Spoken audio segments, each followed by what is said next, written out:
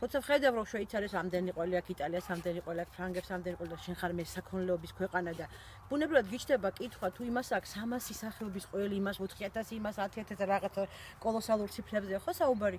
რატომ გაქვს შენ 4 ყველი? მესაქონლე ძირძველ, ასე თქვა, მესაქონლეობის ქვეყანას მიწათ მოქმედ ქვეყანას ალოგიკურია რომ შენ გაქვს მხოლოდ 4 ყველი. აი, აქედან დაიწყო პროტესტი, სად არის დანარჩენი? გქონდა კია?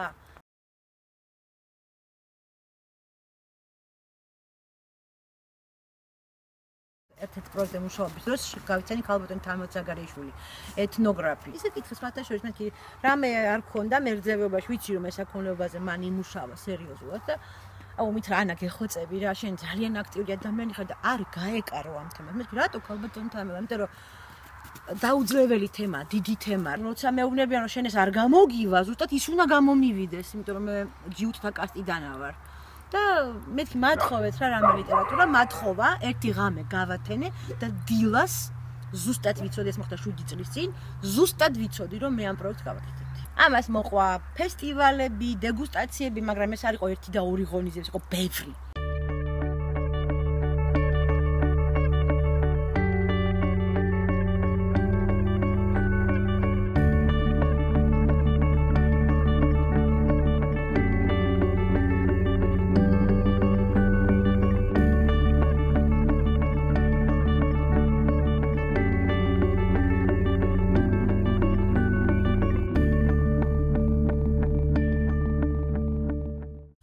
და იგივე კითხვა ისმოდა რომ კი კარგია ეს რეცეპტი, კარგია ეს ყველი გემრიელია ეს სადეგუსტაციო მაგიდა მაგრამ სად შევიძინოთ ეს ყველი? ეს ბიზნესი შედგა. ეს ბიზნესი შედგა, შეიყვარა მომხმარებელმა, ყველის სივრცე გაჩნდა. ანუ ადამიანებმა საქართველოში იციან რომ სადღაც ერთ ადგილას მივლენ და კარგ ყველს იყიდიან. წარმოვადგენ პროექტ ქართულ ყველს და წარმოვადგენ საქართველოს ყველის წარმომადგენელთა ასოციაციას. როგორც ასოციაციის წარმომადგენელი მაქვს ესეთი შეკითხვა თქვენ იცით რა სიჭრელი არის ქართული ყველის ბაზრის წარმოების ბაზარზე ზოგადად გლეხის საოჯახო მეურნეობებსა და მცირე და საშუალო მეწარმეებს შორის. მე მაინტერესებს დადგება თუ არა ახლო მომავალში სერტიფიცირების საკითხი. ძალიან კარგი შეკითხვა, ჩემი გარდაცი იმ პრობლემების და იმ კონკრეტული პრობლემების შესახებ პრობლემის დარგში არის. აქვს ლაბორატორია, როგორც მოგხსენებათ, ამ ლაბორატორიამ ახალგაზრდა იყო ISO სერტიფიკატი, ჩვენ მომავალს ვაპირებთ ANSI-ის აკრედიტაციას აღებას იმისთვის, რომ თელევიზიის პროდუქცია, რომელიც ჩვენ გვინდა რომ ევროპას გავიდეთ თესის ვერგატის იყოს სერტიფიცირებული ამ ლაბორატორიის მიერ საერთოდ.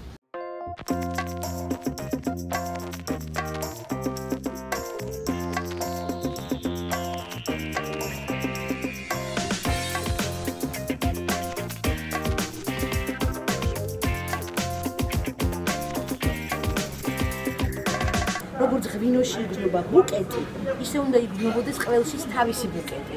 და უნდა არჩევდე იმერული ყველი, საზანოშია გაკეთებული, თერჯოლაშია გაკეთებული თუ ფარში.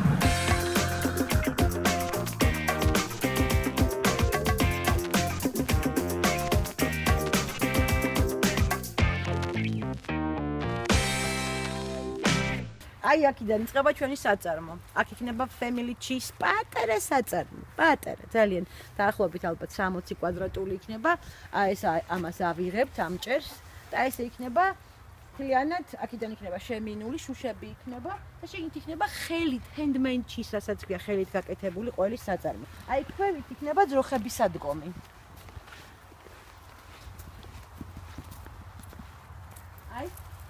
აი მან ფეთებ აქ ოდესღაც როგორც ჩანს საბჭოთა წლებში იყო ფერმა და დამხვდა ესე დანგრეული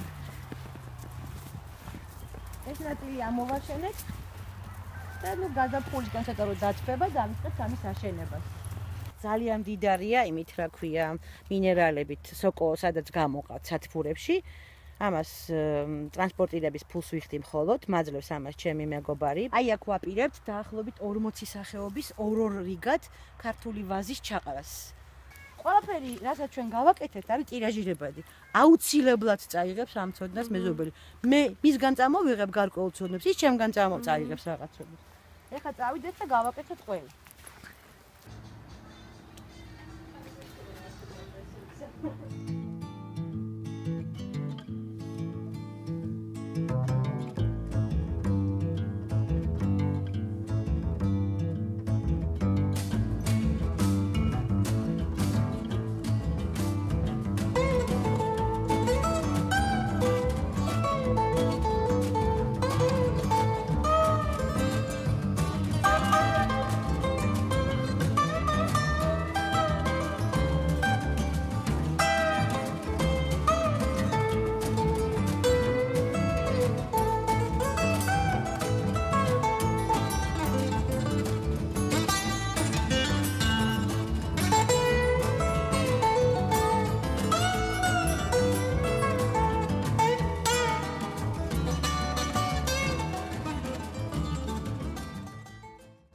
ვაპირებ ჩემი შოურუმის გაკეთებას, რომელსაც აუცილებლად მუზეუმის სტატუსი ექნება, იმიტომ რომ იქნა გავაკეთო მასტერკლასები, ამას ბიზნესისაც არ ვეუბნებია. ეს ბიზნესი, იმიტომ რომ ყველას უნდა რომ დღეს რო ყველი შემოიტანდა ლარი გადაიხადა ამაში 50 თეთრი დაამატე და ლარნახევარი 50 თეთრი მოიგო და ბედნიერია. მე აუცილებლად მოვიგებ ამაში ფულს. არ ვარ მე ალტრუისტი, მე მინდა ფული მქონდეს, მე მინდა ბიზნესი მქონდეს, მაგრამ ჩვეულებრივს ვერ გავაკეთებ. იქ უნდა იყოს დღესასწაული. რომ მოდის ადამიანი, უნდა იყოს ყველი მისთვის უნდა იყოს პატარძალი, ყველი მისთვის უნდა იყოს სიძე, ყველი მისთვის უნდა იყოს ყველაფერი, უნდა იზეიმოს და ბედნიერი გავიდეს იმ სივრციდან. რატო ვაგუნდავებ მე ამ ყოს ეს შვეიცარიული ყოლია რატიროს ტომაშვილის გაკეთებული და გიორგის გაკეთებული თელავში.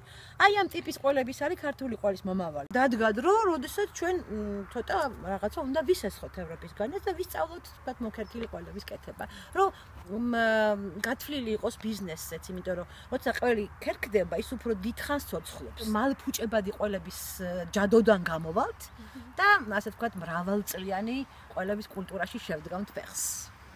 კიდე გვაინტერესებს რომე?